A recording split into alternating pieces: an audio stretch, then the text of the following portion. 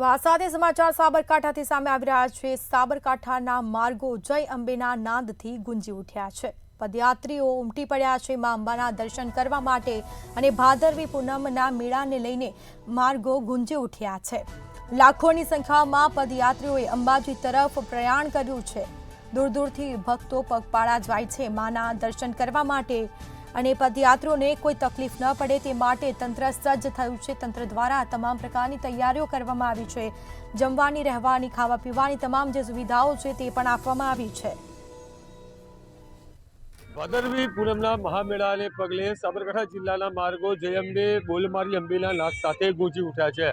ત્યારે માર્ગો ઉપરથી પસાર થતા લાખોની સંખ્યામાં પદયાત્રીઓ છે તે લોકોને કોઈ પણ પ્રકારની તકલીફ ઊભી ન થાય તેને લઈ સાબરકાંઠા વહીવટી તંત્ર છે તે સજ્જ બન્યું છે। હિંમતનગરથી ખેરોડ સુધીનો જે માર્ગ છે તે 4 લેન હાઈવે બનવે કરવામાં આવ્યો છે। એક રોડ છે તે પદયાત્રીઓ માટે છે તો બીજો તો રોડ છે તે વાહન વ્યવહાર માટે ખુલ્લો મૂકવામાં આવ્યો છે। ત્યારે પોલીસ તંત્ર છે, પોલીસ તંત્ર પણ સજ્જ બન્યું છે।